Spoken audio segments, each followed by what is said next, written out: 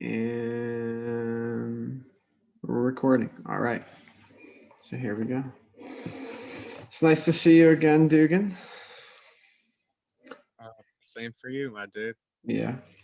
So we had a very interesting conversation. Um, Unfortunately, it wasn't recorded. yes. And so our goal here is to recollect a little bit and try and touch on some of the things that we talked about. And I was thinking prior to this and preparing for it, trying to think of like an overall theme that can kind of guide us in that direction, or maybe even provide some more areas of explanation and understanding than we didn't have this to the theme that I see is just altered states of conscious awareness. Yeah. And altered and awareness, but like to start, I think it's important to differentiate between what I mean when I say consciousness versus awareness. And to me, awareness is um, kind of something more primordial, as like for an example, like an amoeba has chemotaxis and it will shift its movement towards chemicals that it feeds on, or the various bacteria have the same. So you could say that's, to me, that's what awareness is, an ability to kind of just interact and respond to the environment. But it's almost like an if-then system more than everything else. And the way I see consciousness, which is a mouthful in of itself, is just, well, that we're experiencing the experience, that we're experiencing what we think is the experiencer, or something like that. We feel Like like a continuous subject sort of thing, like a yeah, like immortal soul. something like that. Always there. It's the one thing that's still in all of the flux that goes on.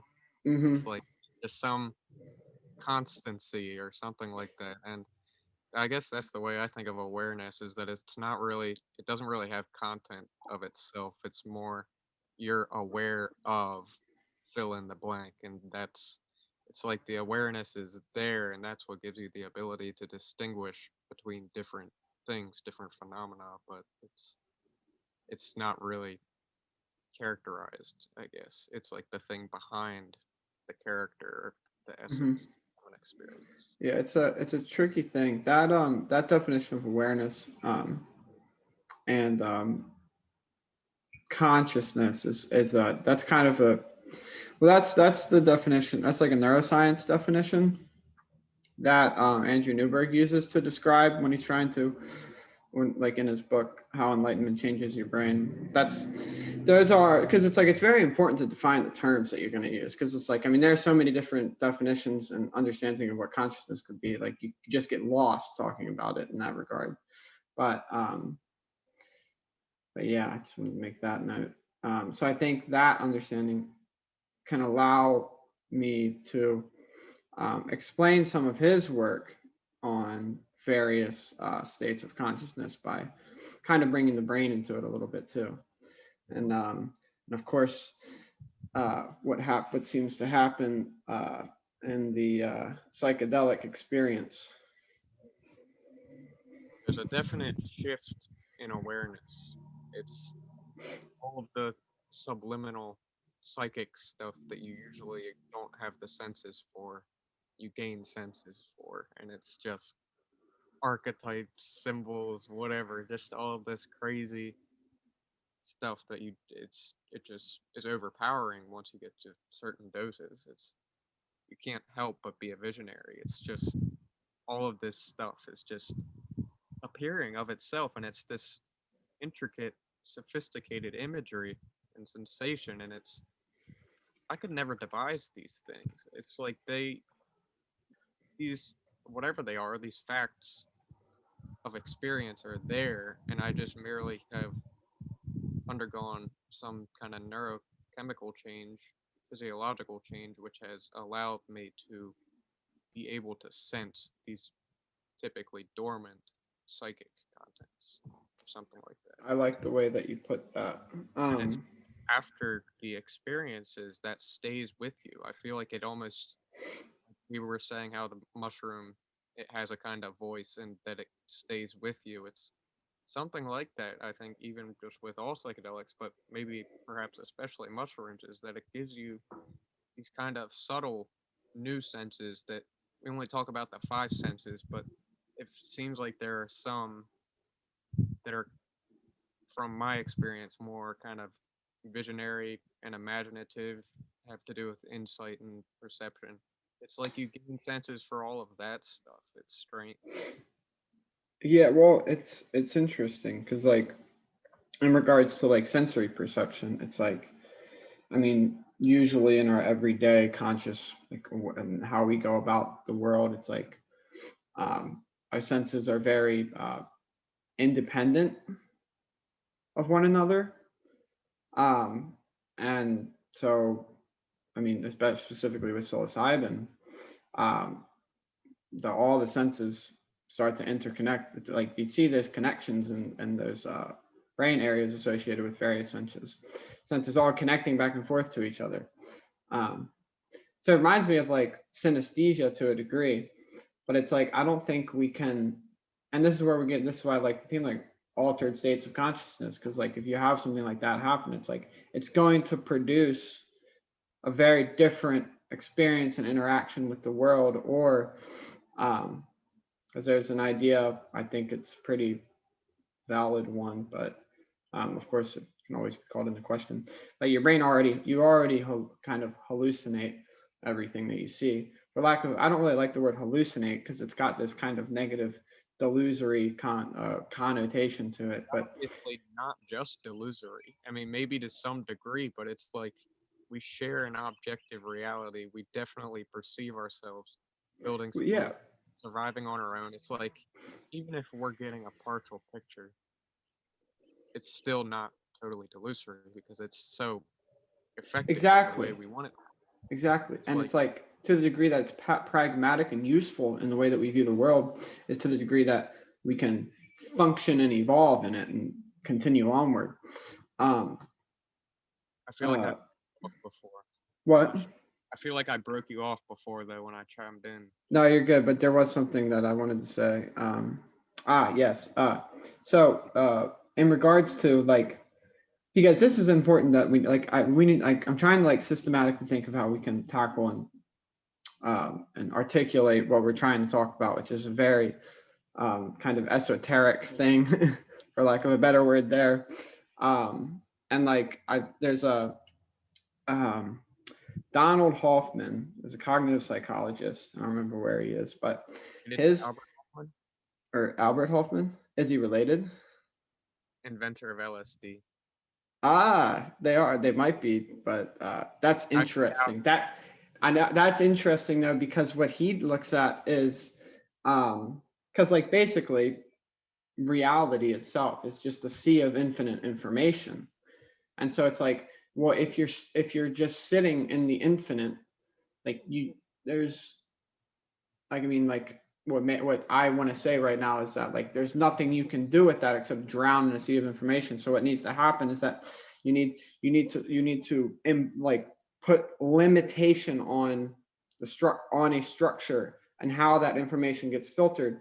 And that was where the AI people in the mid 20th century ran into some huge problems, or and towards the end, and where we're still running into problems. Well, we kind of figured it out, but we realized that it needed to be embodied and it needed to have limitation in order to interact with the world. Otherwise, it was just.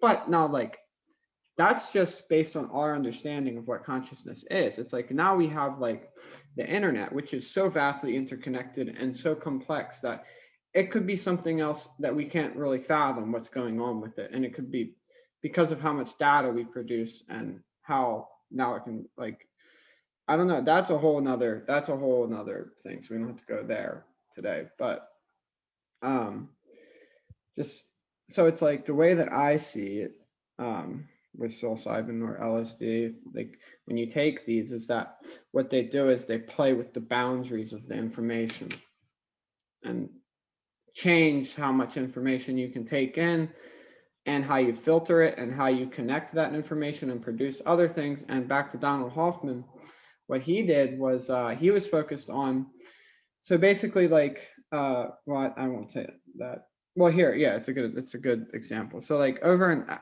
Australia, there's this beetle population that's pretty important to the environment, the ecosystem over there. And so they're brown beer bottles. The males confuse the brown beer bottles for mates, and so they go all sit on the beer bottles and never find a mate. So the population was getting hurt. Um, and so you have to like think about that. So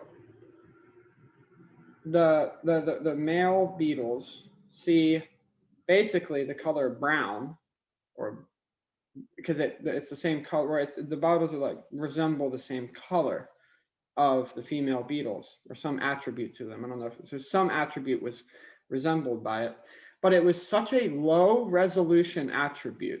Like, yeah, so it's like, so you think about this, it's like they basically simplified down their perception of the world so that they could interact with it in a more easily manner. It's like the icons on your computer. It's like instead of finding the internet, are you going to type in a bunch of code to get there, or are you just going to click on that little icon?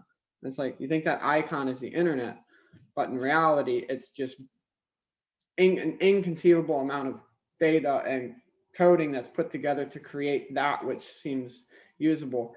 And so basically what he could do is, and then he started running simulations of, and these are really highly, like heavily complex simulations where you can and implement principles of evolution and stuff like that.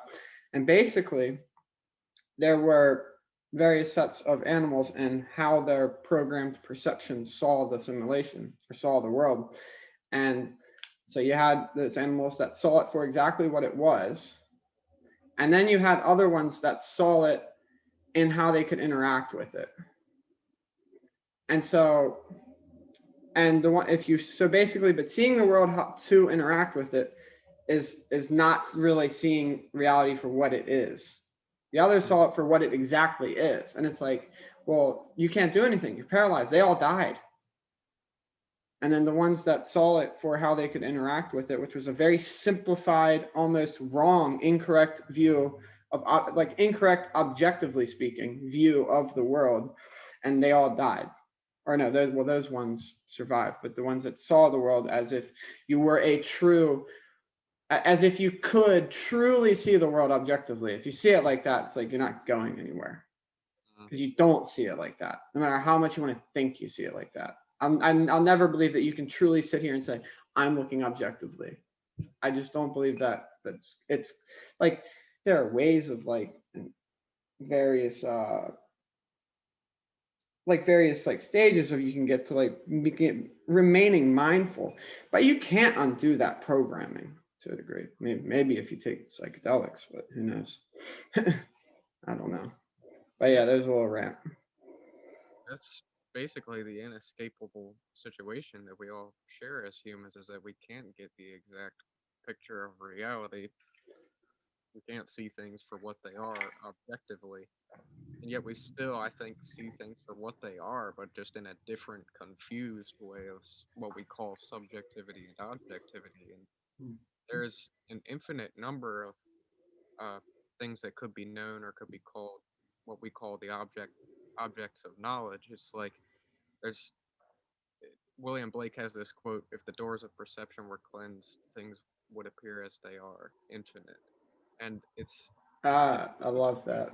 because you just think about maybe uh, the amount of possible human perceptions isn't infinite because we don't know what the hell that even means. But we might as well call it so. And it's like there are just so many kinds of perceptions and uses of reason that we all exercise, and we arrive at certain truths by them. And certain people, I guess, can see in a sense their own truths because they have different tuned senses and whatnot. It's like, and I think that all of us are just really trying to dilute this infinite quantity of possible knowledge or perception and figure out what's most applicable, what is truest, whether pertaining to objectivity or concocting some kind of useful narrative and just pretending to see in this way as opposed to the facts because I can't get close enough to the facts in this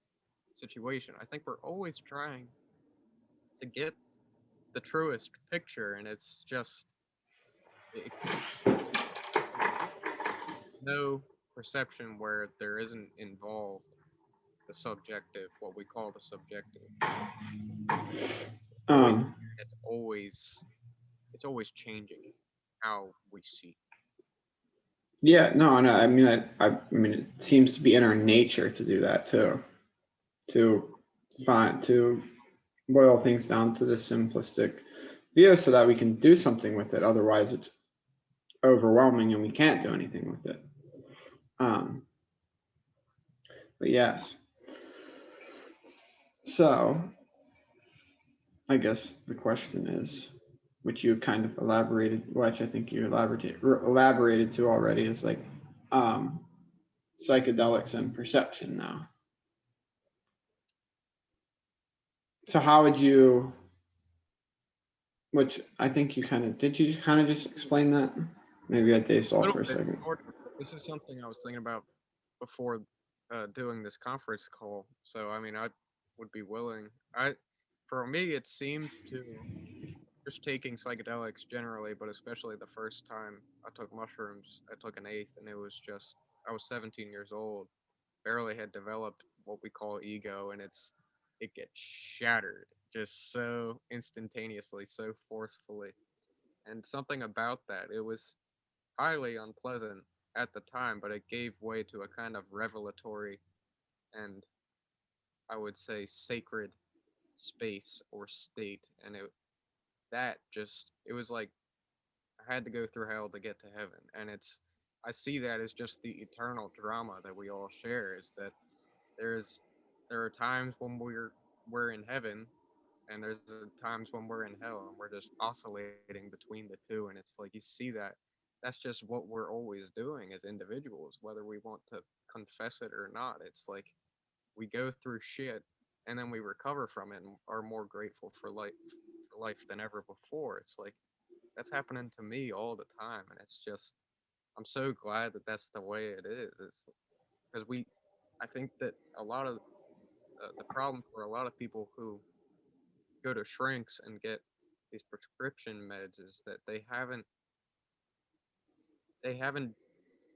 dared to acknowledge the just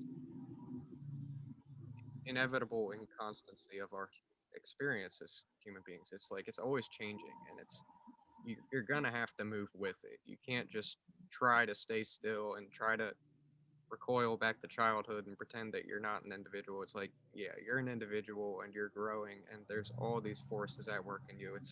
You gotta try a little bit to become cognizant of them and learn their ways so you can go with rather than against them. Because it is awful when they go against Yeah, well put. A couple things that you mentioned. The whole ego death thing, I think, is, I mean, because to because often like a lot of people will say the greatest bliss is on the other side of your greatest fear, and death probably a pretty significant one. And so you. it's like there was It a looked like death, and if it wasn't death, I thought I had surely gone insane. But then mhm, I learned that's an aspect of the experience. But go on. yes, um uh there was a Zen master, I don't remember his name, but I remember he said, um I pray that death doesn't come and find me still unannihilated. So like, to be annihilated, to die before you die, I believe produces a some kind of powerful essence of freedom with that. Sure That does, though. It yeah, really. like because it's like the ultimate fear, and it's like out what a lot of I have not had. Well, I had an ego death from an edible. I still haven't had one from psychedelics. However, I think there's a distinction that I want to talk about with that though. And I was resisting the hell out of it. And I thought that I was going to wake up. I mean, I didn't think I was going to wake up. I thought I was going to be in a mental hospital just repeating the song my grandmother sang to me when I was like uh, 4 years old or whatever, when I was a kid. It was just like, I thought that was going to, I felt like my memories were just being stripped away from me and disintegrated. Um, and that's, but, and like, that's what the ego is. It's you have a sea of infinite memories, and for some reason you choose various events as significant over the others. And it's like, so it's like that, maybe that can support you, maybe it can harm you, whatever. But by what where that freedom comes from, I think, is that it trivializes the person that you think you are, and in the end you're so much more than that, because you're identifying with just a quiver of your being. Mm-hmm. That's exactly it. And it creates pain and suffering. But if you eradicate it, I don't think it's not necessarily that like it goes away, because like it comes back. But the difference is that you can see through it, Mm-hmm. I think. um but it's interesting with like, because when I've taken psilocybin um or LSD, I would often meditate throughout that experience, and um go it was almost like me going like that, like by me sitting there meditating during that, that was, and repeating the word just surrender over and over again in my head as I was meditating, was like kind of like me willingly diving through that experience, like diving headfirst into it. And I was Yeah. able to kind of get to those states where indescribable, or like samadhi states, where like the experiencer and the experienced like disappear into the same thing, for lack of a better way to describe it. Um, and like, maybe from my experience, it's like the level, the intensity of, but that was, there's one thing that I want to say before that, is there was an aspect of familiarity with that experience. It was like when you're playing a video game, or like when I'm playing Rocket League and I get really lost in the game, which I do. It's like have no knowledge or no awareness of the outside world. I am completely one with the game when I really, especially when I get into it, sometimes. And then like, the game ends and I pull back and it's like, oh yeah, I'm here. It's not like, like, oh, it's like, it was kind of, it was like that. It was as if I just stepped back out into extremely familiar territory. Mm-hmm. And it was just full of high intensity feelings of like gratitude, love, and bliss, and just peace. I've But had the yeah. exact same thing a lot of times, and familiar is exactly the right word. I have this poem I wrote one time called An Old Friend. It was actually after we tripped together, and it was because during that experience, I had so many moments where exactly what you're saying, this familiar entity or feeling or something like that, coming in all these different forms, but it was just always there. And I really think that, I mean, this is, at least by my interpretation, what Jung calls the self archetype. And it's this wholeness, he calls it. It's like, that's as best as you can get, is like wholeness or totality. And it's, individual has an ideal which is supposed to represent a totality or a state of completion, because as a growing organism and individual, he's trying to approximate a state of completion, and then he has some kind of say in how that's going to go because he's a imaginative, visionary type creature, and it's if he can discover this that in those familiar states, I guess it seems if you connect with them more, you develop at a more rapid pace and come into your element, and there's a real importance, at least according to psychology, how I understand it, to developing a connection to that whole familiar feeling. It's whatever that is. It's something like God or Christ or something. It's like, Well, it's becoming one in Christianity. It's to become one with the Holy Spirit mm-hmm, in some aspects of it, or the to like the Atman, and there's like unity aspects of like because I've gotten there through these experiences through meditation too. Um, Specifically, I find it very easy to tap into it, especially after doing the Wim Hof method like 3 times before I meditate. that's great. It but no, but like what's so wild is like that sense of it's a unity oneness thing where like um you can get to by speaking in tongues or like dhikr ritual for Sufism. There's varieties of like the Christian centering prayer produces it, but basically there's a variety of these rituals or practices, and I one of like the kind of gist of it is to have some kind of saying or chant and to pair it with repetitive body movement. And after like 15 to well, like in the first like 10 minutes or 15 minutes of it, you see an increased activity in your frontal lobes or prefrontal cortex, and that's just associated like with concentrating on what you're doing and stuff like that. But once you get to a certain point in it, I mean, if you do it a lot, then you might be able to. Some people get there really easily. Others takes a little bit longer, like 30 minutes to an hour. Some people get there in like 15 minutes. But at some point, you lose the feeling of control, Yeah. and your body is just moving and your mouth is just moving. And for some people, that like there's an experience one guy described. He said, I felt like my voice was no longer coming from me, but from something else outside of me. This is very interesting. But like at the same time, these experiences where they sound very scary um, are often are always accompanied with the most intense positive emotions that or feelings that we can feel.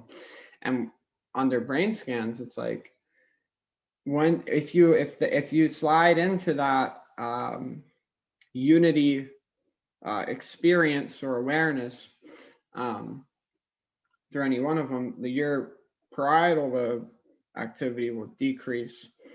Um, I think it was like upwards of 40% sometimes. And it's like your brain activity doesn't shift very much throughout the day. It's like, unless you purposely make it shift, it's like the average is like 5%, but like maybe 10% at most. But so a drop in 40%.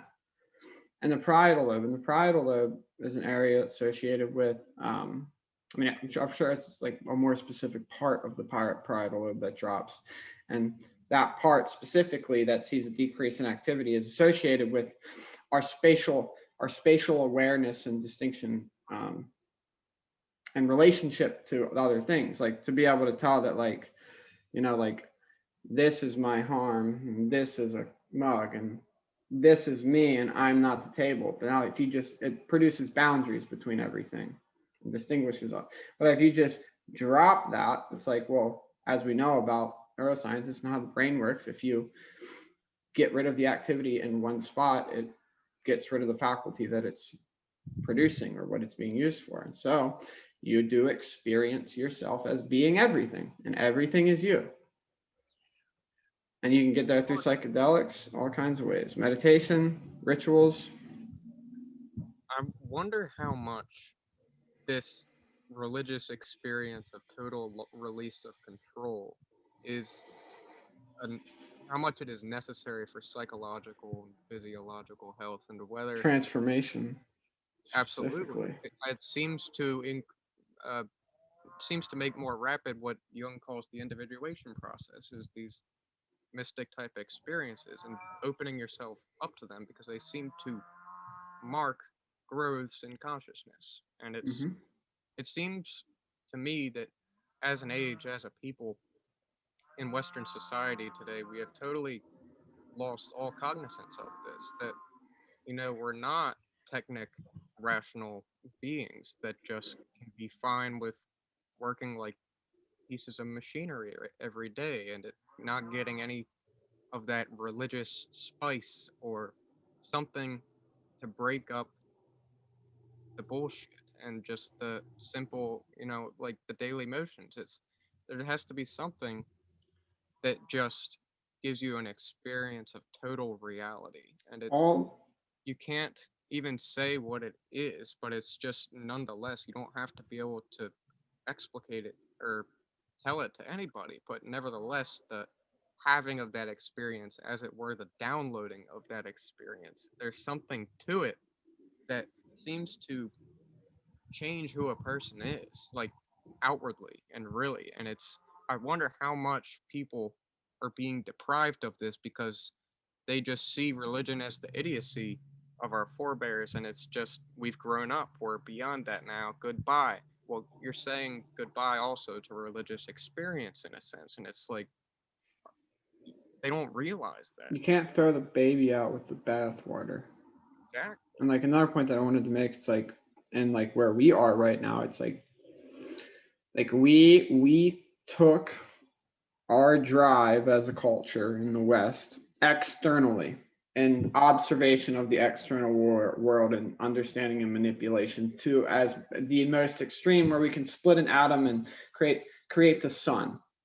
It's um like yeah, we made it pretty far, but like we have lost touch so much with what's going on within ourselves and that connection. But that was kind of more so that way you find that in the East, for specifically Buddhism, took a science.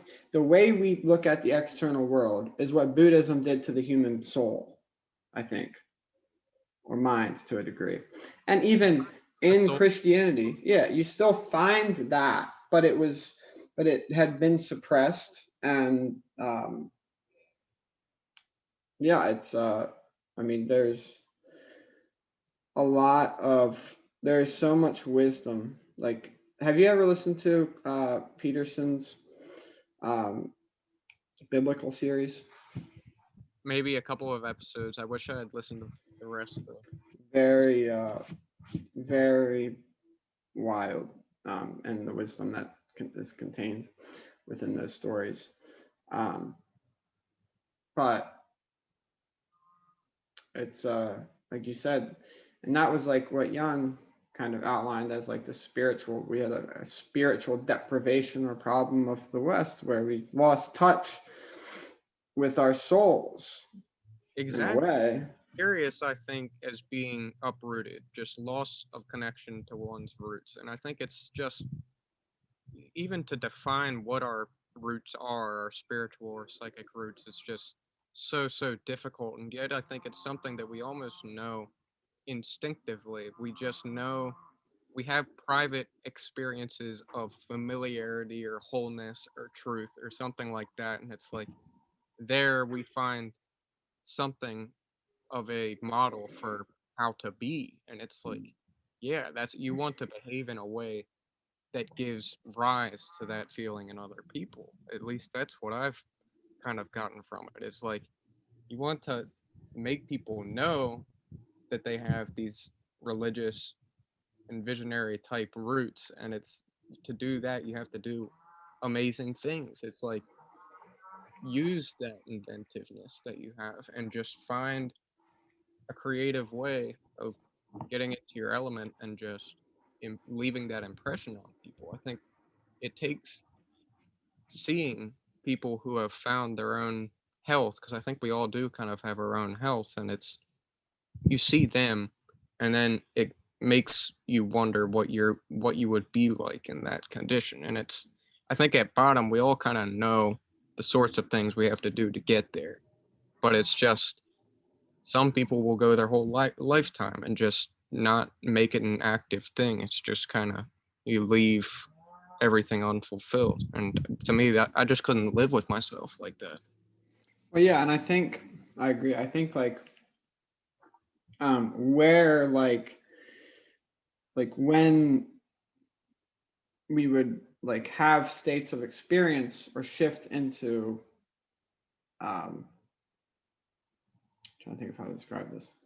Like these things come up, but we're not seeing it within ourselves, or we're distracting ourselves. So it's like because we have a sea of infinite fancy distractions. Like there's so many great distractions right now. It's like um, Too many. that slight boredom that you feel if you follow it can get to that I'll probably follow it deep enough to get to exactly what you were just talking about, that we've um, lost touch with our sort of um, our inner um, drive. I don't really like to call it a drive because it's a living.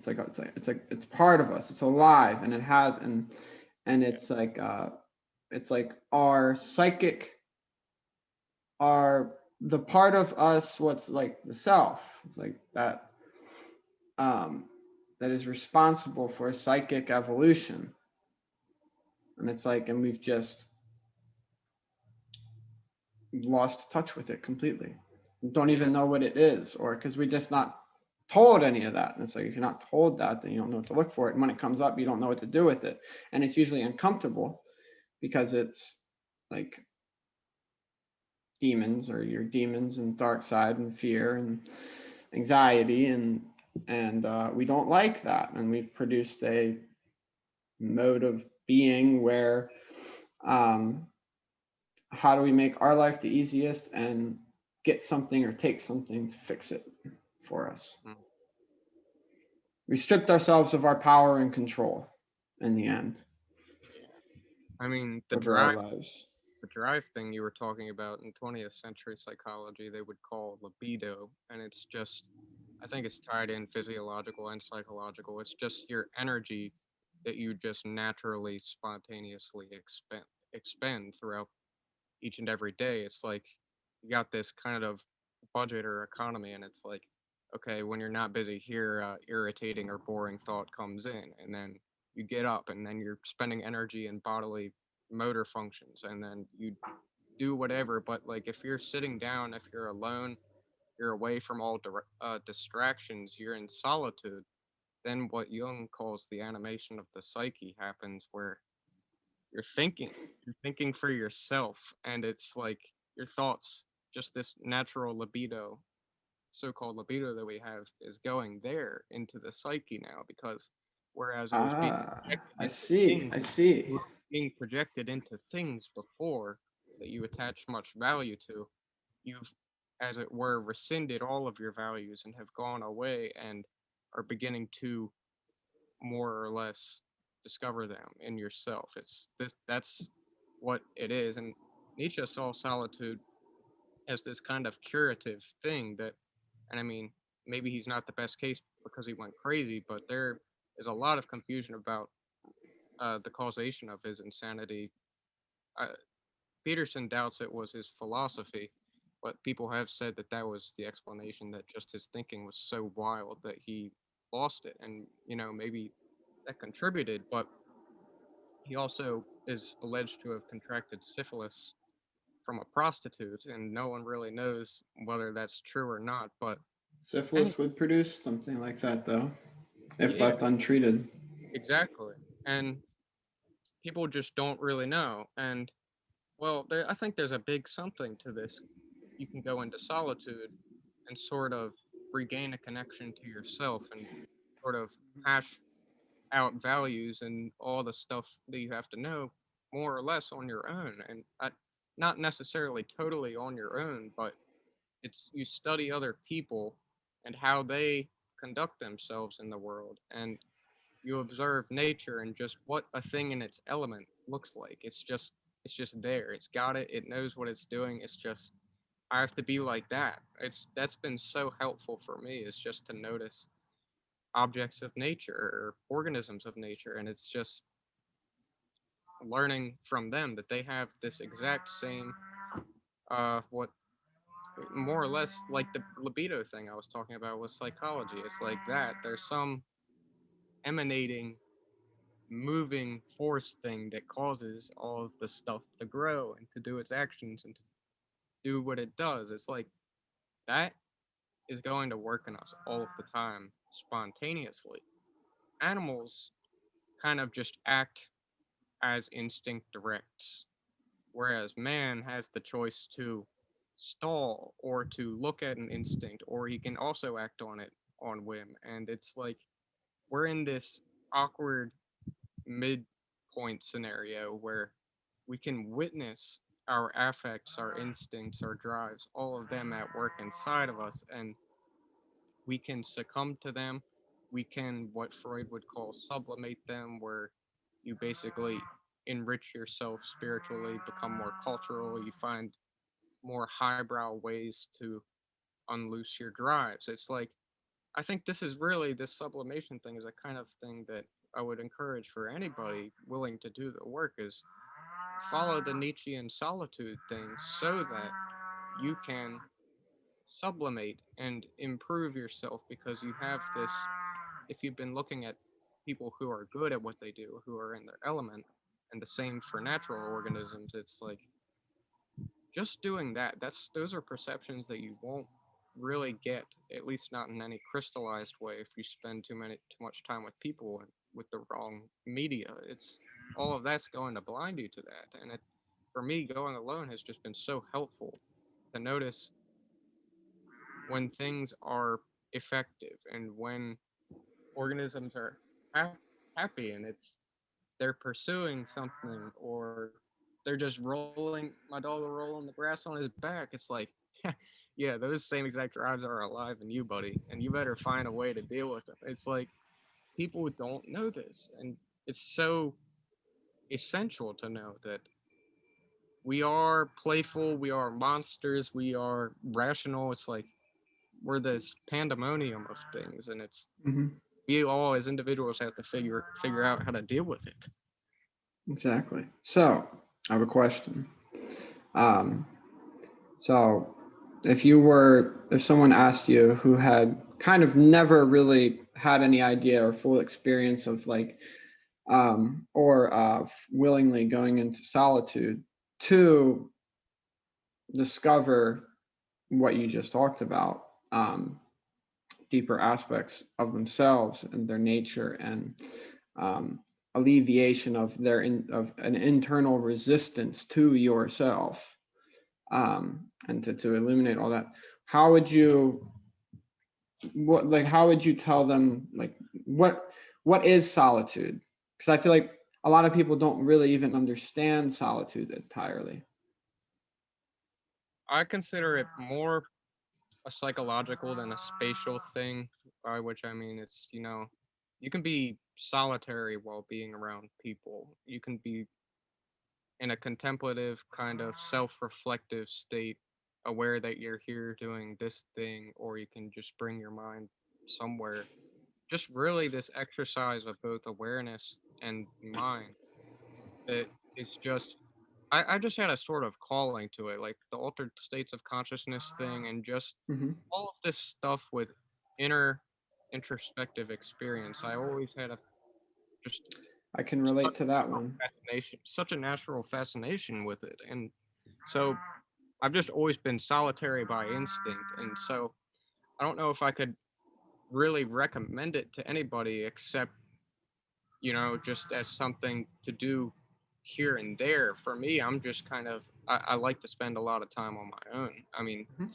I work and I have family and friends and stuff I associate with people, but it's like at the same time, I've also got to get away and just catch up. Got to And recharge so to a degree. this is the thing that really gets me is that I think that people can forget what they are when they're with people and are absorbing the wrong Yeah, media. yeah. The power of the group. And it's like, here's a perfect example. It's like we have a friend group where if you're in a little friend group, you all start saying the same things, you start valuing the same things. It's the group itself molds together to a degree and forms this kind of meta entity aspect where that all of you It, are partaking in. And what that does is it suppresses the individual. yep. Now, not, I mean, that can be a good thing or a bad thing. But like you just said, there's like, that's why you can lose touch with yourself if you spend too much time.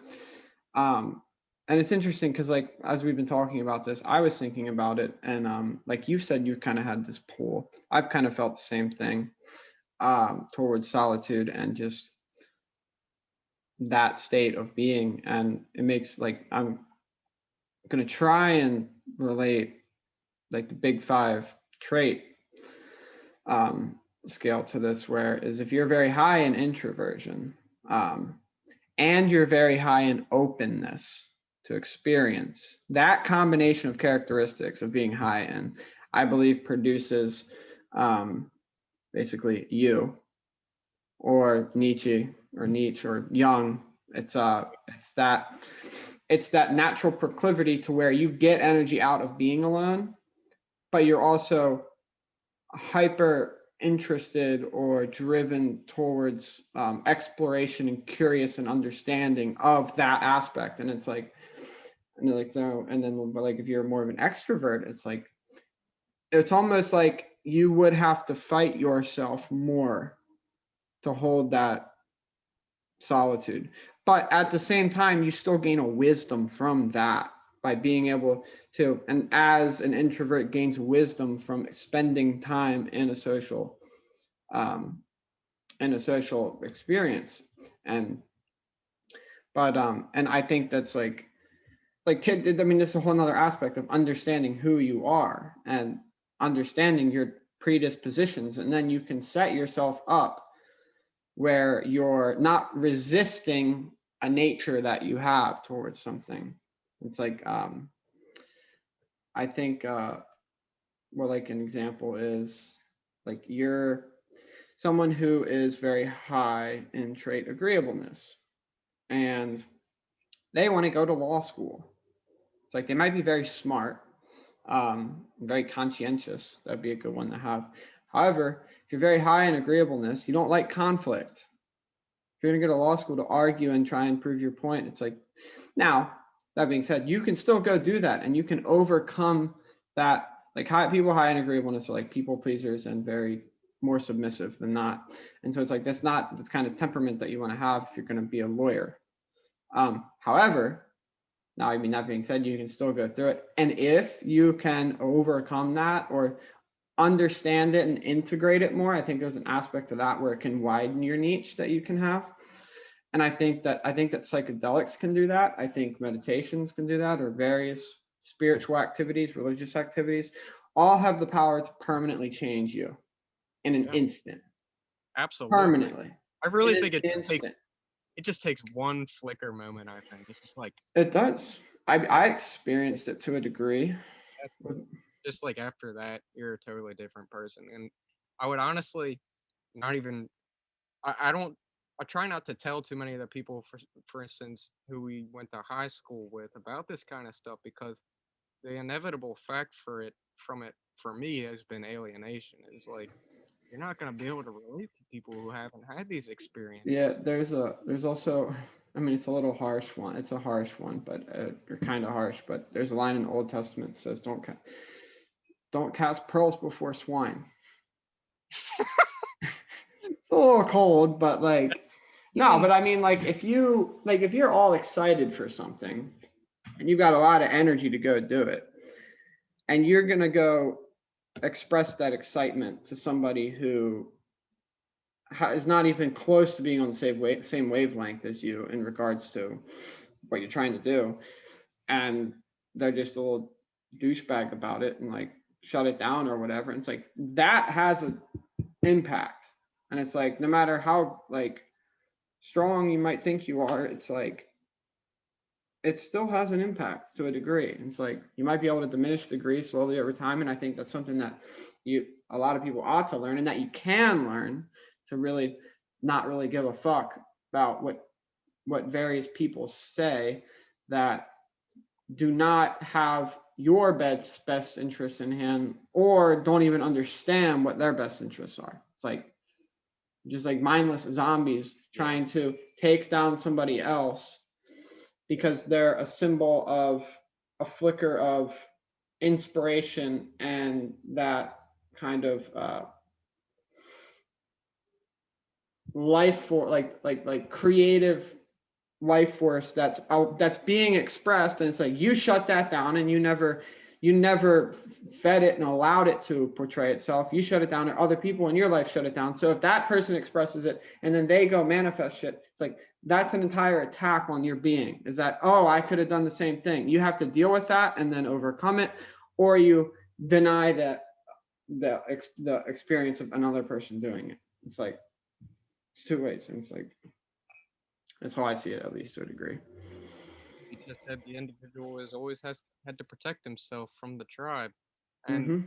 there's something worth mentioning about the philosopher Jean-Paul Sartre, who was a Ah. leader of existentialism, and Mm-hmm. he has this hilarious insight that men are just so free that they can't even bear it. It's like they will not admit it to themselves, but they just have this freedom to not be a fuck up and to be productive and to really, like you said, be the outstanding character who is manifesting possibilities. And it's everybody really does at bottom have the freedom to do that. And that's not the only thing you have to go for. It's just you could the point is that people could be so much better than they are, and they just refuse. They reject this freedom thing. They want to say, I'm at the mercy of my first instincts and my basest Mm-hmm. emotions. It's like, I'm just going to be a fucking asshole to you. I'm not going to be productive at all. I'm not going to look at myself as an individual. And there's so many of this brand of people. And it's like, they almost require some kind of religious experience or something like that to live them. Reminds me of notes from the underground. That's exactly what he was It's trying to exactly, yeah, and he portrayed that beautifully. Like, the forward. He said, "This is the sort of man who is now here in Europe and couldn't help but be here in Europe." It's like he's saying culture is just ass. Like the spiritual plane of social existence is just dead. There's nothing interesting. There's no more interesting people, and if they are, then they they're get ostracized and dude. I feel so. hit hard by the herd. Yep, What are you gonna say exactly. though? I I post my videos sometimes on Snapchat and just I post them noticed. sometimes, and I'm just like, I wonder what they'll think about it. I wonder if somebody will lash out on me or what. It's like I really don't give a fuck because I was never really much of their friends anyway. A few of Mm-hmm. them, but it's like not most of them, and it's those. Unfortunately, I think are this exact type of people who maybe they're not as bad as the guy who will scream at you and is an alcoholic and has totally let himself go. But I think to a great extent, a lot of people, and an unfortunate lot of people, let themselves go. It's like I think there's something to this Well, freedom. yeah, and like you said, like it's not like necessarily their fault, because um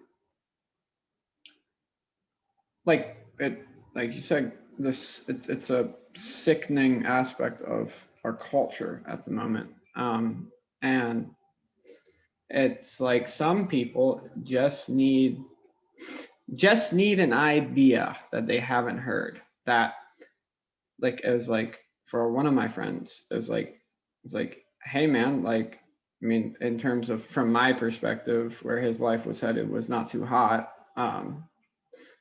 But I basically just told him, I was like, look, imagine yourself in 5 years. It's like, if you could be where you wanted to be, what would it look like? Imagine that. Go ahead. You can do it. So go do it. And I was just like, oh, no one ever told me that before. And then he went and he started doing it. And it's just like, it's like I woke a sleeping giant. It's like there's a lot of those people. There's a lot of sleepers out there too. They just need a couple It's so pokes at the right time and place. it doesn't take much, and it's like you gotta want it though. But just to hear said that you can be more than you are, to me that's the most exciting thing. It's like we're in this in what in philosophy is called becoming, or what Nietzsche would call becoming. It's like that's what all perceptible phenomena are doing. Is we're all in this becoming so-called individuating process where everything in existence is kind of differentiating itself from everything else. All the particulars we perceive, it's like whatever they're doing, they're in this condition where they're becoming their own phenomena. Sorry, I'm trying to get inside. Oh, you're good. But It is a nice day that out, though. that's what we're all doing, though. I mean, I just like to think of myself at the most basic uh, level of life, like a plant or something. I'm doing the same exact thing. I'm getting taller. I'm growing toward the sun. I live off of water and nourishment. It's like, okay, all of that. But we're also this, I think, peculiar variety of biologic organism. And I have to suspect that there are certain needs that we probably don't even know about, which the meeting of which will help you to become a more distinct phenomenon, a more individuated person. It's you've become what you are, is what a lot of people will say. It's just, there's a way of being what you aren't and a way of being what you are, and whatever that means, I don't know, but I try to go with the what I am rather than what I'm not. I see. Well put. Um, and we're back. Um, We were trying. talking. I was trying. I forgot what we were just talking about. It's paused it and took a bathroom break.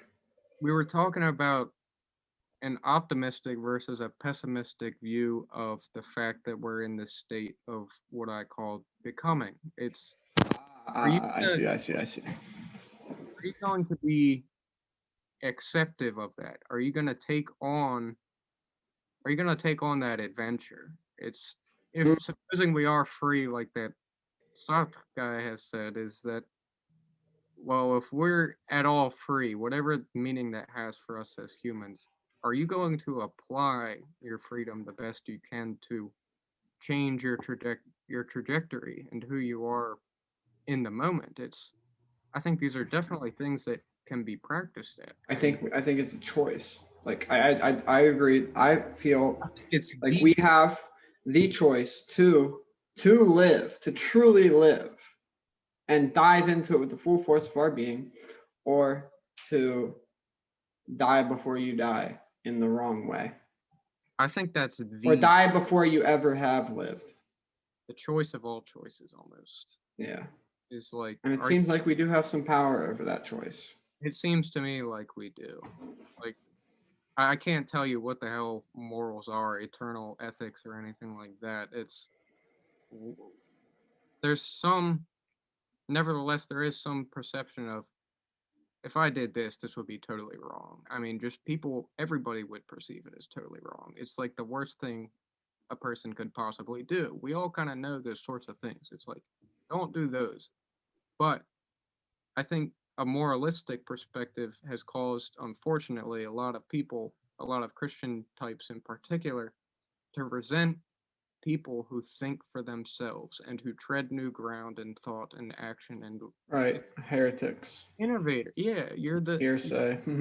and this has always been the dilemma is that people are trying to tread new ground in perspective and thought, and it's we always we always immediately have spite for those people, the massive men, the swine, as you were saying before. Is this is a way that the masses are talked about in the Old Testament? Is God is for the one. It's the many are gonna miss him by a long shot. It's you who's got to do the work at whatever we call God, and it's at least in my life, something like that sort of work has been very, very availing. It's like I don't know what it is. I won't tell you exactly how the world was created or what God is like or anything. And nevertheless, there is just this familiar, distinct feeling, which is just, it repeats itself again and again. And it's always right when I need it. It's like when I'm just done and I'm Yeah, exhausted. it's like you Home. catch. I've said it before in a podcast that we did a long time. I don't even think it was. I think we were just talking. It's like you, me, Keith, and Kieran, and no, it's like the perfume of God. It's like you, to catch like just a gist or a little scent to kind of reinvigorate that. It like reinvigorates your being. That's all you need though, to just catch a little whiff of that. And it's like for me, it's like every time that I get that, like I mean, I want to go get more. Like I mean, it reinforces my It creates like a tendency to want to look for a religious type experience or something yeah like to and I think that like um that's the path that is it's not the only but is a very powerful path towards filling your life with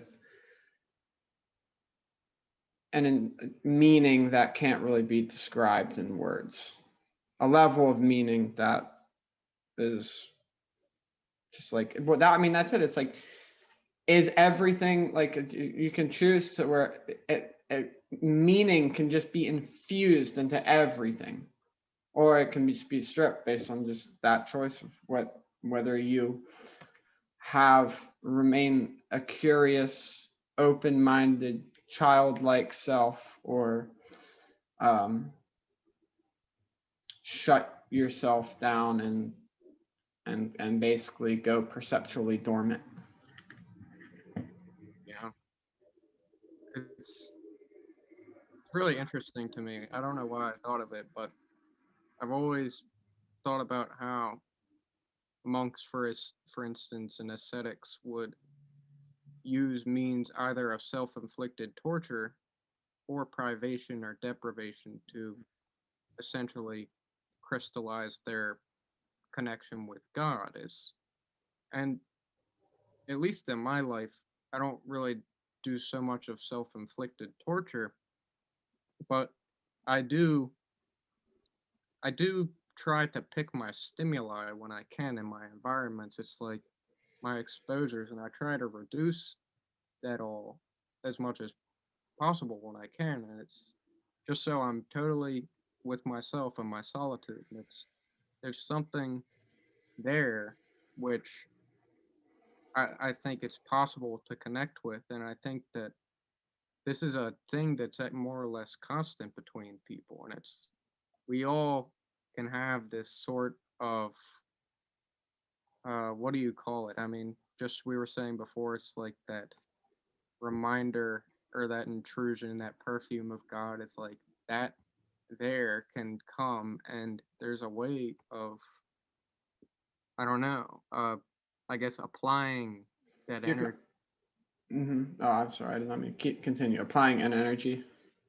Yeah, applying that energy of whatever that is, that familiar feeling. It's like I don't know. I think there's a way of just being childlike and simple and just finding what it is that you like to do and being productive there, even if people are gonna judge you for it. It's just like, yeah, man, you got that living spirit in you, and you can definitely apply it and do some amazing. Mm-hmm. It's like that's just the reality, and whether you're going to do it is another thing, and a lot of people don't. And I think that there can't be nobody that doesn't do it. There can't be nobody at all, nobody at all doing it. I think somebody's got to do it and try to cultivate Mm-hmm. whatever that I, spontaneous well, I inclination mean, is. I believe that in the end, those are the people that keep society afloat and keep society moving forward in one way or another. Um, it's interesting. It's like without the others, we wouldn't know who those people are or appreciate them or Yeah, appreciate this at all. That's the so interesting and thing about it.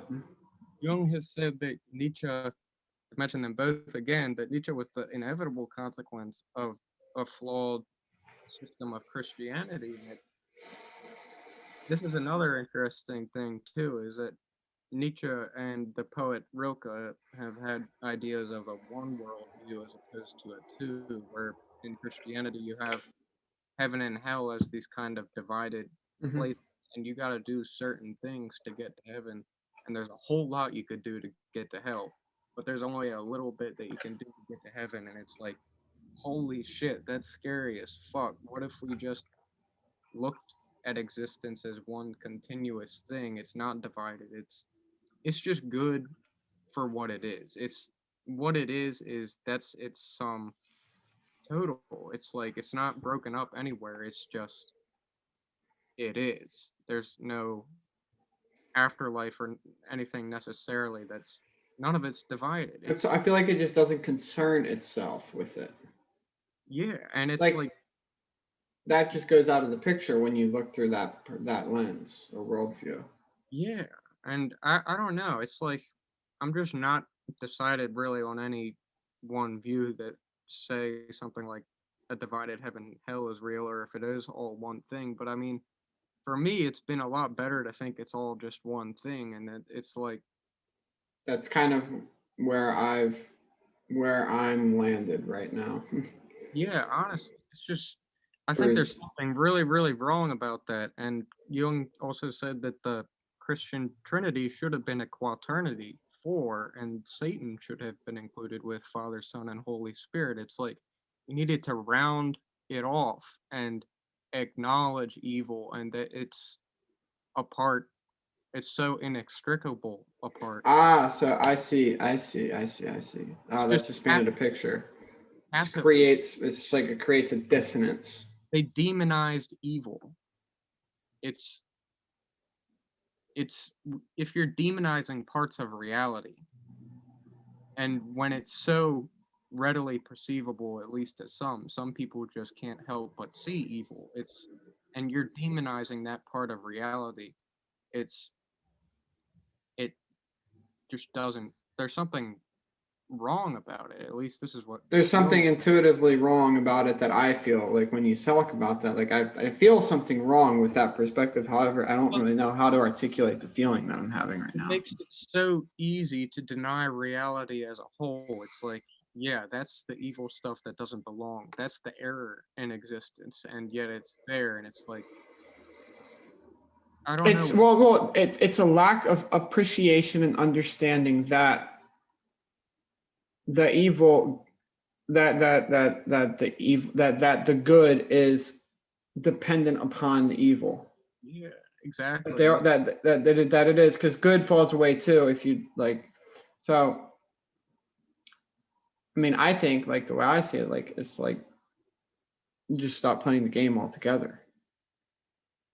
Yeah, That produces an interesting feeling. Like it's like, for example, with like shame and praise for a kid growing up, where you're either praised for doing something or shamed for doing something. And basically, what that does in the end is just produce a state of resistance to one's own um, actions and how they interact in the world, because there's these blocks that are just set up. And it's like yeah, produces confidence problems, and it's like it cripples your ability to. But if you just drop blame, and like if like it's interesting because like I thought if you drop them, it's like if you praise, you're giving rise to blame, but if you blame, then you give rise to praise. But what if you just don't do either of them with a kid? Like I wonder what effect that would have. it's interesting because like I've thought about that a lot, and I was like, I feel like what would happen is that instead of looking externally for answers and uh, for direction, it gets forced inward. And I think that something like that can gives rise to an ease of authenticity. Yeah, and this is exactly why I brought up the solitude thing. Is I think this is exactly what happens. What you just said is no one's saying you should Yes, you allow it. anymore. No one outside is saying you should this. It's finally you enter a state of naturalness, and it's like you seem to be more effective, more outgoing, more in your element when you just are yourself. And yet, for thousands of years, there has been this idea that no, we gotta whip you into shape, and there are certain things that are just across the line that we have to correct about you. And it's I think that this has just been taken down to the last trivialities, and that people are just being forced to be what they aren't, or well, maybe it is just the minority of people that are maladapted and they don't really comply well with modern industrial society. But I personally have felt just totally out of sync with the whole rhythm and idea of it. We're just going to go here the same time, the same place every day and do things that anybody else could do over and over again to get paid. And it's like, okay, I've just kind of come to terms with that. That's how we have to make our money to live. But at the end of the day, that just could never be the sum of my existence. There had to be like this fanciful, dreamy, creative, whatever side, something to exercise that wilderness. Yeah.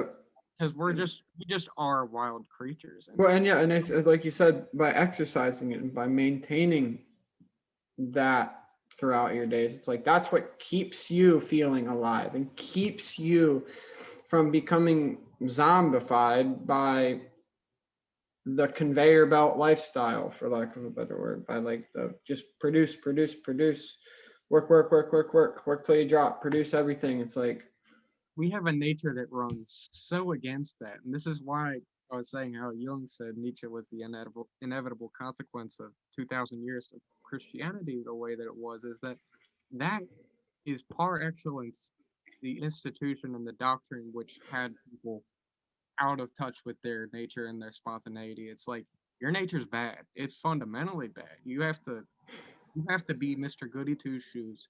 You're not a wilderness being. You're a soft little dove angel sheep thing, and you're going to listen to us. And it's like we got sick of that shit because we all, in our solitude, realized that we're pretty wild, and there's a lot of things that we could do as human beings. And it's like, why settle down and do nothing when we could actually make this world pretty fucking awesome and be interesting people? It's like I think this is just the best thing people could do is try the best you can to be more interesting because that gets people interested in life, and that is the best thing you can do for anybody. mm-hmm. Oh yeah, no, dude, like it is. It's like what that produces, if you follow it deep enough, is being so excited to wake up and get out of bed in the morning that you like that it's just a non-starter. Like I am that way though. yeah, I know. That's the thing. It's like And I think a lot of people aren't that way. I've shifted in and out of it. I've had cycles of it. I would say like right now I'm probably not in it, but multiple times for a month or two or more I've been in that. And man, like I'll tell you, like well, you're living it. Like life becomes the most magical, wonderful, like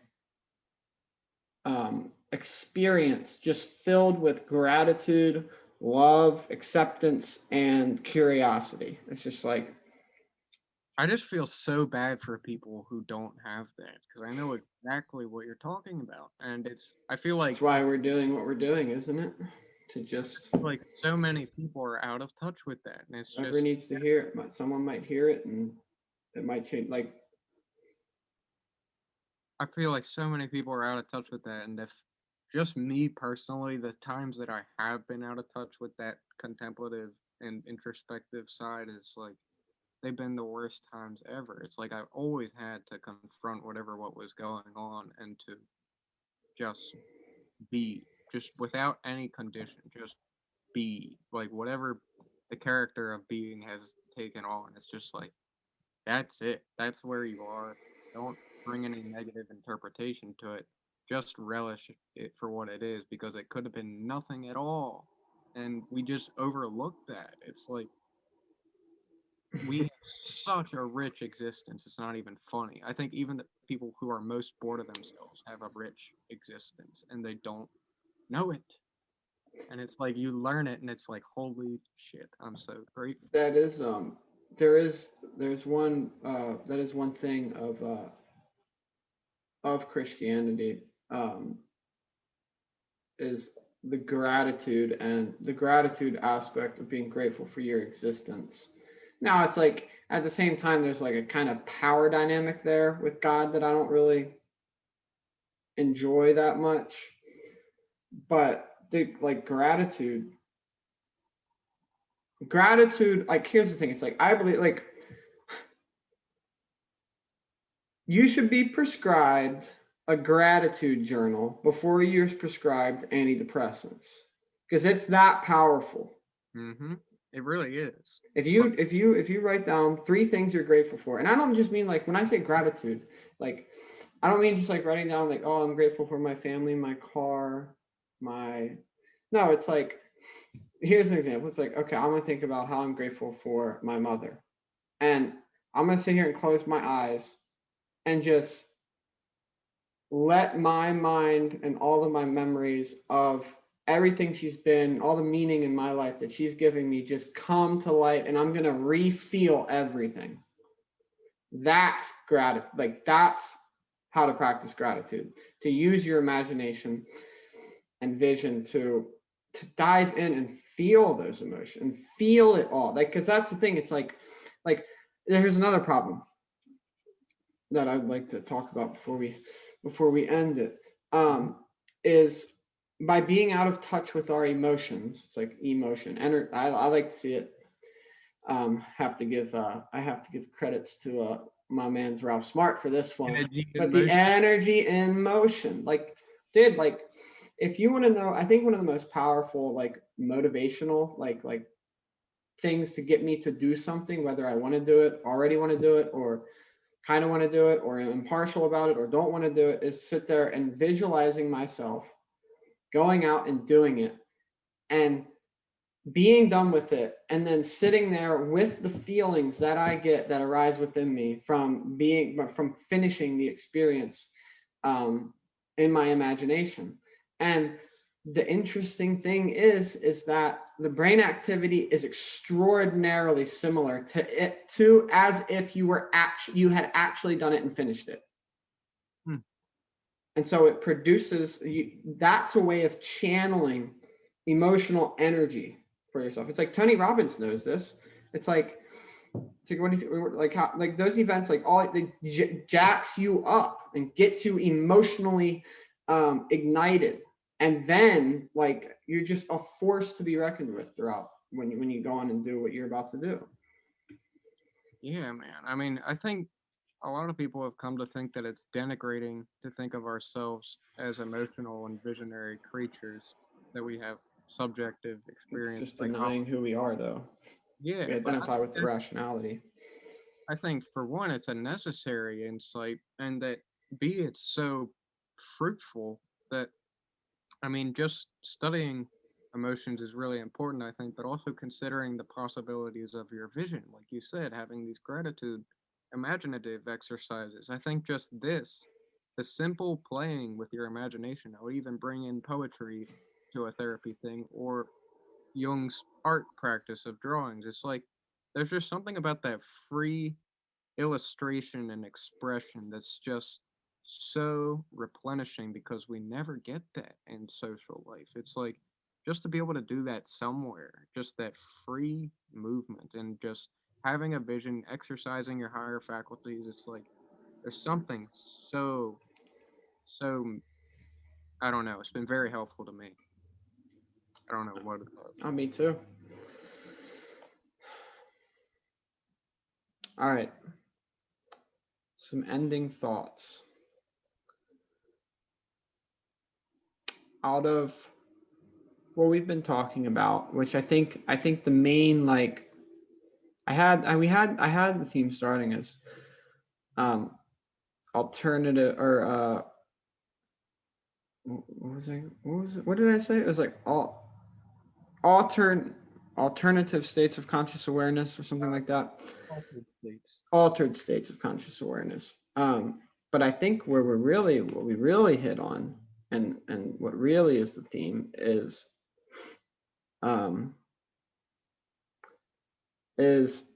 how to cultivate your inner vitality and drop the resistance that has been built up either by yourself or by culture, to letting itself express, to letting it express itself, and to go on forthrightly and live on behalf of the good, and to help others, and because we're all in this together. There's such a deep sense of that I have, that was kind of like, that's my purpose. That's what I found in my purpose when I had, for lack of a better term, like a grand spiritual awakening that came from a ego death from a panic attack that I had. That was the second ego death I had, and it was much more, it hit differently than it did when I was high, because I wasn't high and I thought I was going to die.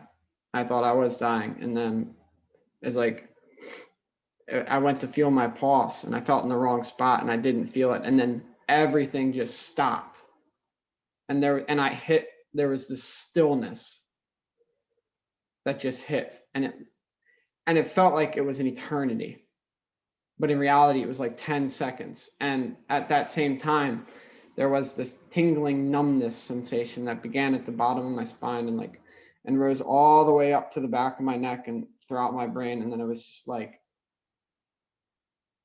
and then it hit, and then I came back and my heart was pounding. Like, there's complete stillness.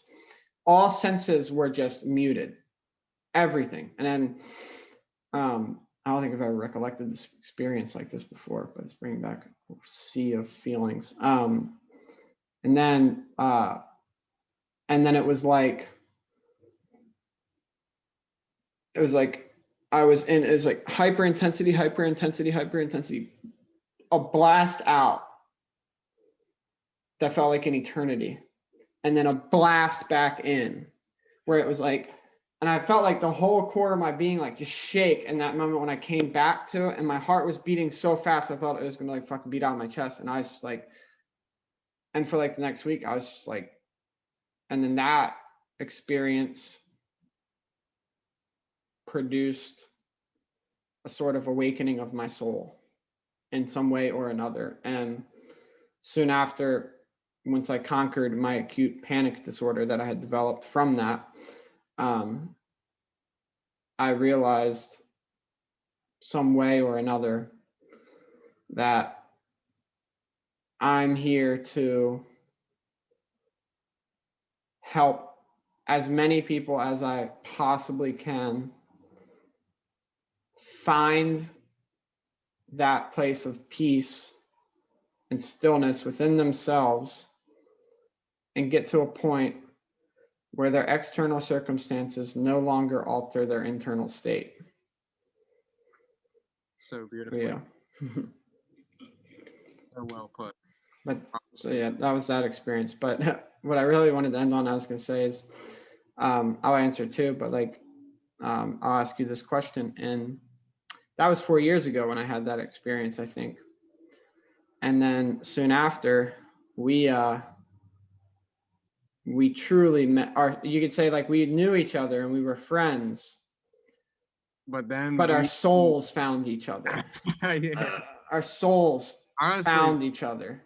That's it. And that I realized that was the first the most real, truest form of connection I'd ever experienced in my life. It was on a whole another plane. Um, but yes, and then we embarked on our journey to foster that aspect of vitality within ourselves, and to illuminate the world through it. And through your journeys over these past couple of years, you've used many exercises, many various techniques, many ideas and beliefs that have helped you facilitate and cultivate that. So just in hindsight and your reflections on that, what is one of those techniques that you use that really had a tremendous impact on you and helping foster that? Yeah, I mean, for me, sitting meditation has been great. I'll say something on that first. Uh, You can talk about a couple too. It doesn't have to be one. yeah, I have some other ones I think I like too. That though, lately I've really liked, as we were saying earlier, to just totally release control. And the thing I got from reading Alan Watts' book, The Way of Zen, a while ago was just this automaticity of Zen. It's just the path of least resistance. It's just the simplest, most self evident courses of action. And it's in sitting meditation, I've liked lately to just let go completely. All feeling of volition, of I'm this agent who, I have some ideas of possibilities of what I could be doing right now. I could act on it's like, no, just all of that, just totally release attachment to it. And just attachment is one of those key Buddhist words. It's like, just even thinking on that, it's like, there's so many things, little things, internal and external, that we just cling on all of the time. And there's a way of just recognizing that is what that vital force that we have been talking about just does. It's like it clings, it goes after things, it attaches to things, it ascribes value to things. It's like it's here, there, and everywhere. It's always doing something, but there's a way of unloosing yourself, so to speak, from it, whatever that means. It's like you're not caught up in the storm anymore. Au-dessus de mêlée is how what's her name, Marie Louise von Franz, a disciple of Jung, says it, which just means outside of the storm. It's there's a way. It's this is particularly, I think, what Buddhism brought home is that there's a way of relaxing in this state of flux that we inhabit. It's like maybe there's nothing that's totally still and eternal and not changing. Who knows? But there is nevertheless this way to access states where you are just at the greatest ease, and just there's no sense of division or awkwardness or anything. It's just like, even if you do feel awkward in some situation, there's this cool behind it. It's like I feel kind of nervous and tense and unsure right now, but I'm cool with it. It's like I'm not in that I'm not in that storm of emotions anymore. It's just like I'm at peace with it. I recognize this is always going to happen. It's like I'm not going to get caught up in it. But also, apart from this, just letting go of all control and all sense of I or self, is just like I was saying before about solitude. For me, has been great. I think it's just that anybody can get even a little bit of that. It's not like you have to be full-fledged hermit and just away from people all of the time. It's like live your life, but also find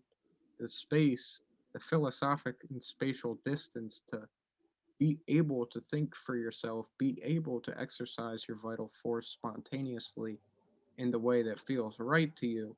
Because if I have learned anything, it's that other people will hinder that very, very much if you don't, and you may never discover it.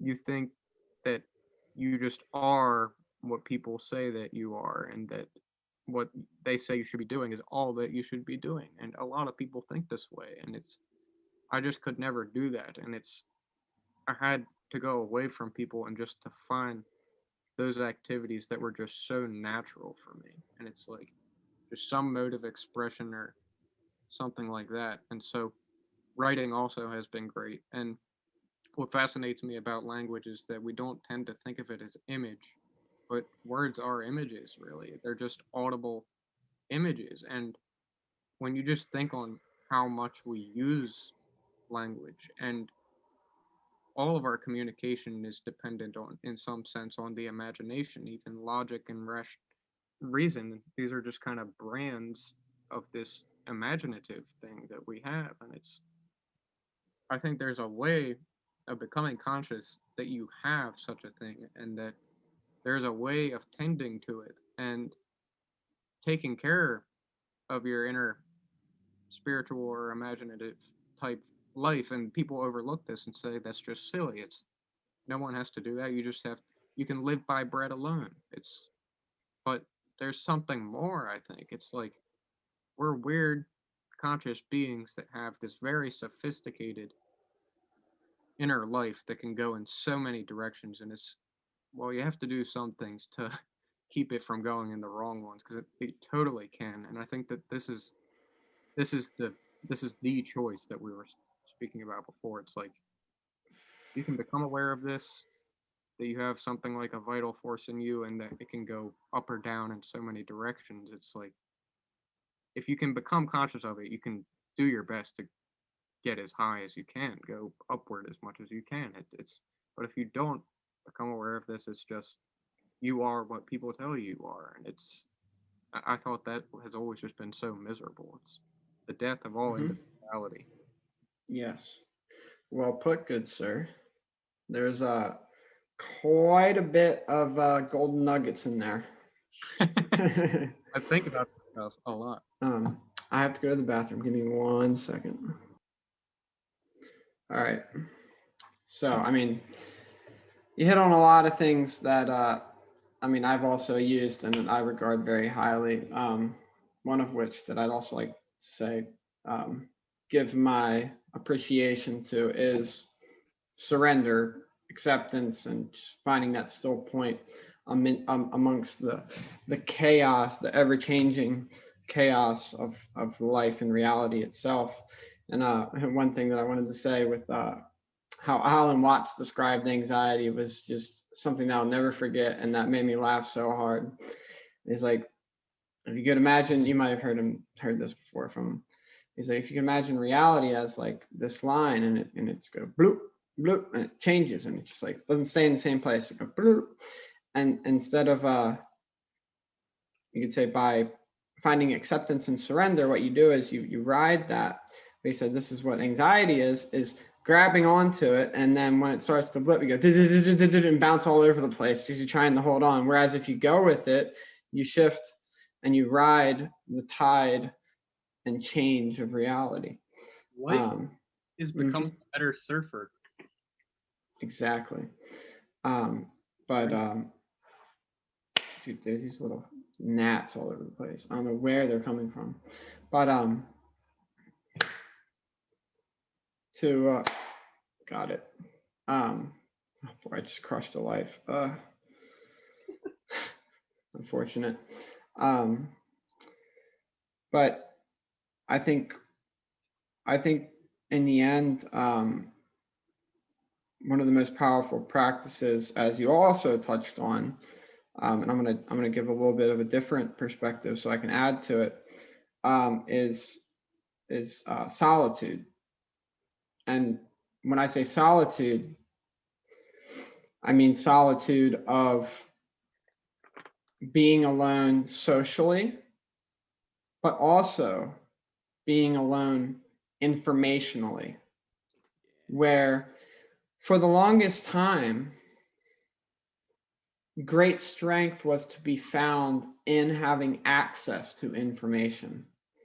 Um, However, there's a that was power to have access to information because up until we even had the print and even the written word, it was all orally, and it was just information was very hard and more rare to come by.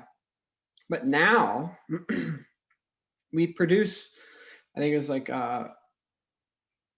whatever the person who is the CEO of Google said a couple years ago, was like, up until 2003 and after, every 2 days, or every 2 days since 2003, we produce 5 like exabytes of data or something like that, some massive amount.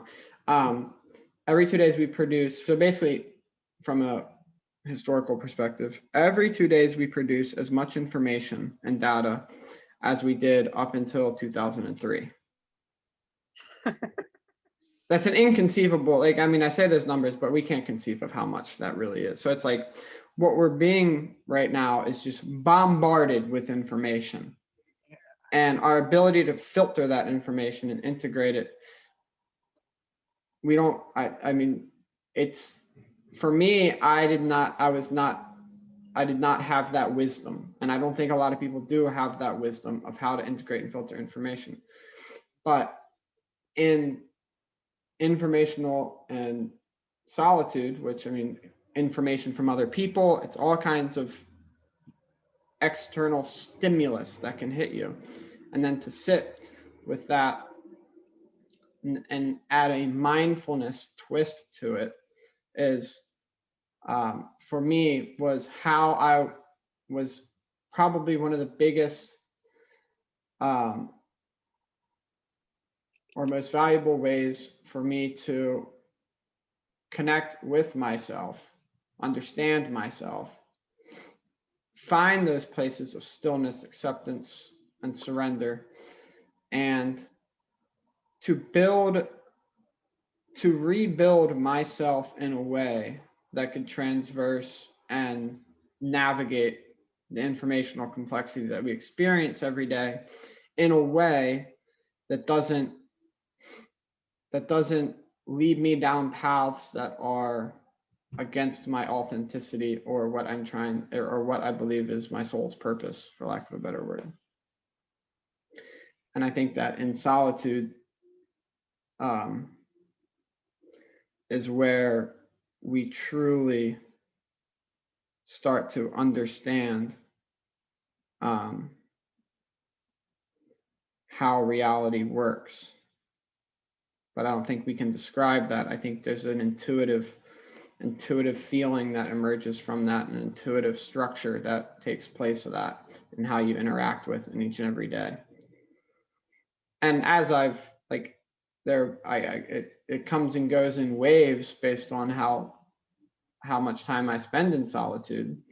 And so it's like, like, for example, now I see myself as needing to shift into a state of solitude for a little bit, to reconfigure myself and recalibrate myself to my soul's purpose or my authenticity.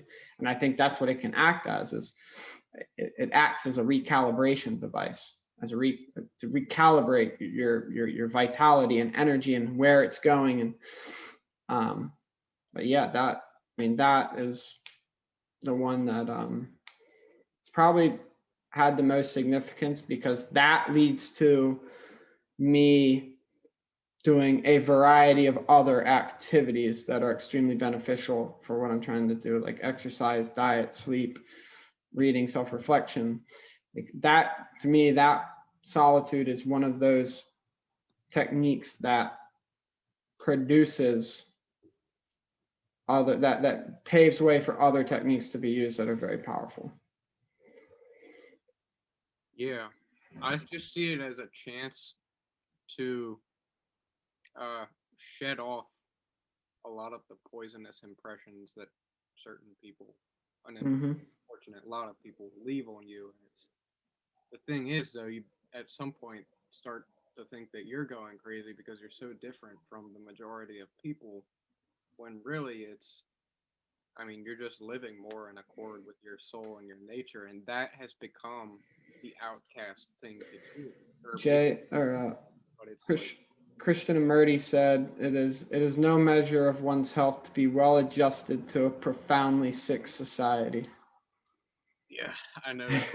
Apparently, I think that was like his life aim was to, I guess, speak on Eastern practices and enlightenment of the soul and all of that stuff. It's like you make of those sorts of terms what you will, but to me, just like I was saying before, I had a natural gravitation to these sorts of introverted fancies. Is like that is the just the fact that there is a word enlightenment, and there's the fact that there's a word God. There's all of these extreme words which just are perfect mirror images of the fact that collectives, masses of people are having experiences that warrant words of that magnitude. It's like there is something so extraordinary that God is the only thing that seems sufficient to say. It's like you can deny that fact and say there is no God. I don't really. It's like I try not to make any claims about those sorts of things, but it's like the fact that that's an experiential reality is, I mean, that just seems to me you can't doubt it. It's so many people have had it, and I think just simply by going to solitude and forgetting what all the things that people have said to you about what it means to be human, what it means to be healthy, which frankly isn't a whole lot, and it's insufficient. It's like do that and just gravitating to religious ideas seems to be very natural because it's like especially the East, they just had this uh very outstanding knowledge of the soul and its cycles and its developments, its character. It's like all Hmm.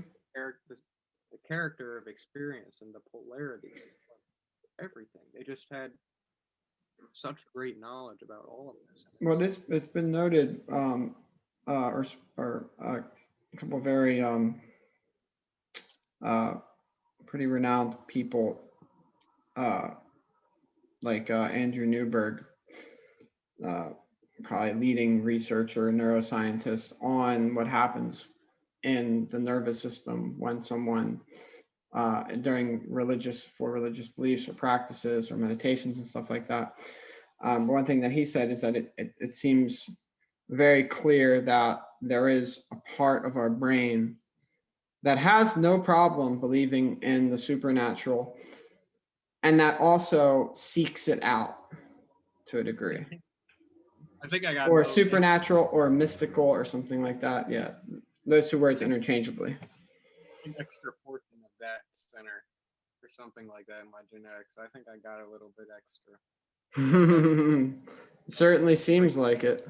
I think there's I think you could say it can represent itself or express itself on a spectrum of intensity, based on a lot of factors that could have that play into that. But Yeah, yes, some deep talks we've had today. I know, man. It was great. It always is. It's always a pleasure. I Yes. have so much to think about still. Sure, I'll be watching this again Yeah, and rethinking everything. But you have to send me the link to oh your. yeah, I will. I will keep you updated. Where do you post these? Um, I will be. This will probably be actually the first video that I'm going to post on YouTube. I really think this is a good one to start us out.